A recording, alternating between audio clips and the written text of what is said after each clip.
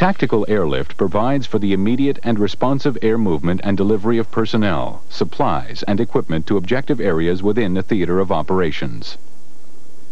It implies operations from austere airfields in a potentially hostile environment, the flexibility to respond to varying mission requirements, and the ability to operate without complex ground support. Implicit in the tactical air movement of joint forces are planning staffs which decide priorities, allocate resources, and prepare movement programs within the overall priorities decided by the force commander. Base airfields, along with forward airheads, airstrips, landing, drop and extraction zones, and facilities at each location to determine and configure aircraft loads, call them forward, and secure them for delivery, as well as necessary support personnel to arrange load delivery to the airfield, supervise loading, and prepare documentation.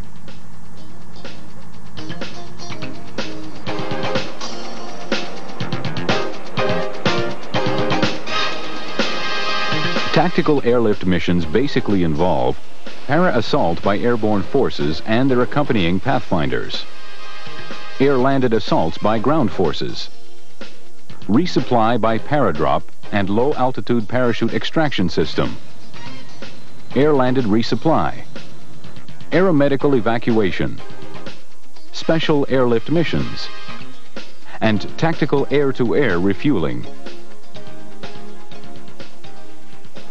Parachute and air-landed assaults are joint airborne operations involving the movement of combat forces into an objective area and may involve different types of units and aircraft. It includes the subsequent logistic support of these forces until link-up or extraction. Logistical airlift is provided to meet specific needs of in-theater forces, especially those engaged in combat operations. It may also involve routine flights over established routes between airfields in the rear of the combat zone.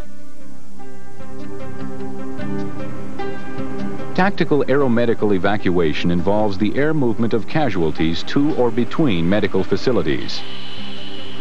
These flights can be undertaken on short notice from any airfield, including those used to resupply combat ground forces. What's the flow rate of the oxygen at? An aeromedical team of nurses and 2 medical assistants provides patients with in-flight care. These flights normally operate from the combat zone rearward to the communication zone. Tactical aeromedical staging facilities may be established to complete the chain of evacuation. They receive patients, sustain life, continue treatment, and process patients for onward evacuation within a 6-hour time frame. An aeromedical evacuation and control center directs and monitors patient evacuation, coordinates aircraft selection, issues orders for flights, and provides patient status information. Liaison teams may be positioned at any level to provide coordination between the user and the evacuation system. Special missions include those that would generally only involve one aircraft on a specific task, such as high-altitude insertion of a deep penetration group, propaganda missions, command and control airlift, aerial resupply or search and rescue in a hostile environment.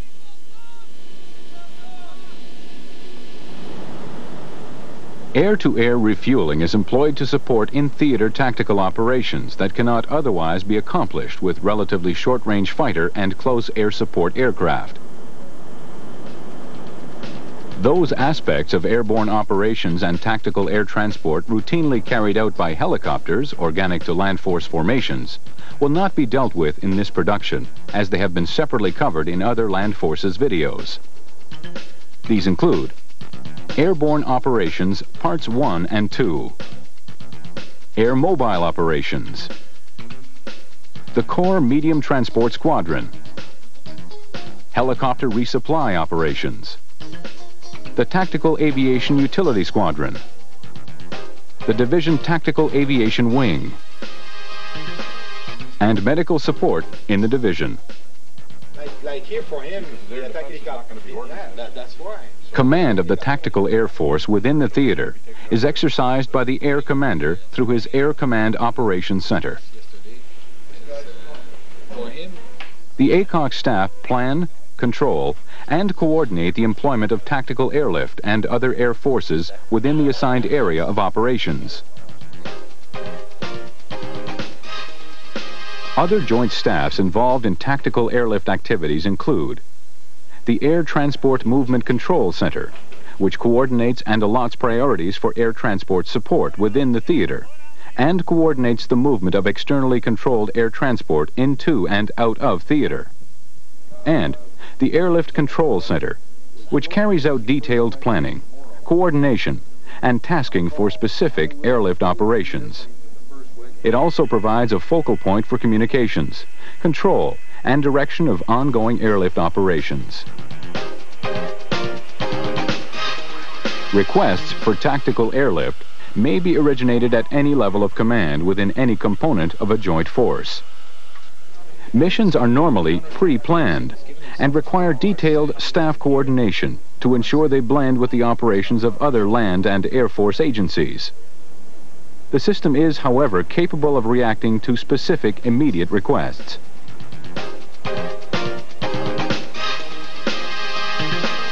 Tactical transport aircraft are characterized by the ability to quickly reconfigure from one task to another, large rear loading doors and integral ramps to facilitate rapid loading and unloading, a cargo compartment capable of carrying air-portable equipment required in the operational area, rugged construction and capable of short takeoff and landing operations, all-weather capability with inter-theater range and good cruising speed, and the ability to carry out airdrop missions.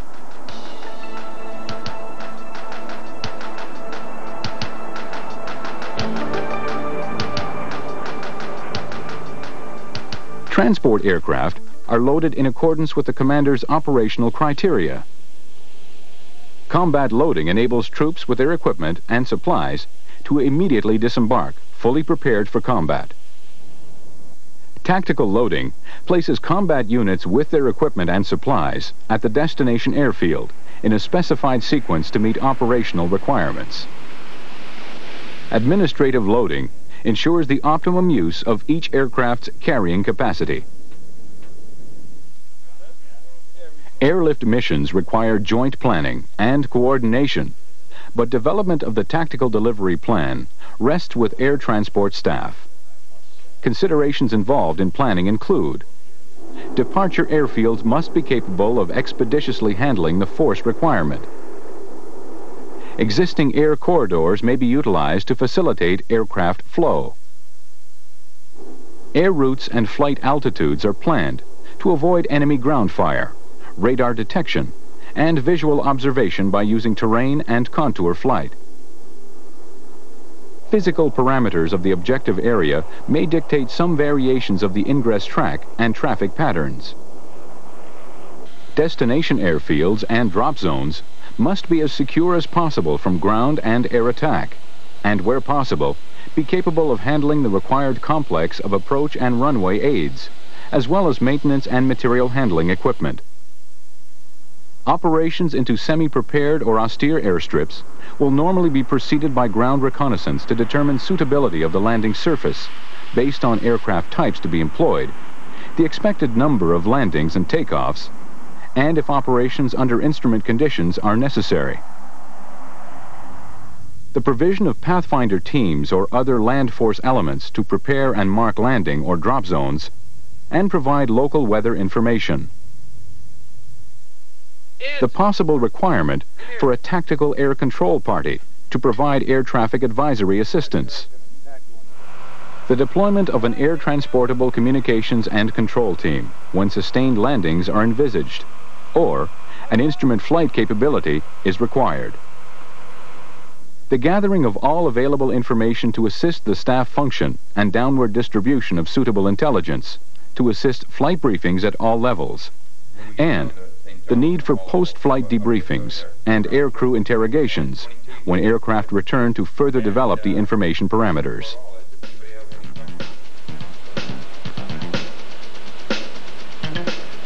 The mission flown in a low-threat scenario could have individual aircraft following random routings to arrive at a rendezvous point at a predetermined time. There, they would concentrate into a 3-ship formation for their run over the drop zone. On leaving the DZ, a fluid trail formation would be adopted, and the aircraft would proceed until clear of any threat. In a medium threat environment, the emphasis would be on fighter-escorted single-ship missions using terrain masking, random routings, and very low-level flight to a close-in initial point. The run over the DZ would include a modified slowdown tactic and a program of suppressive fire to minimize enemy air defense threats near the objective area.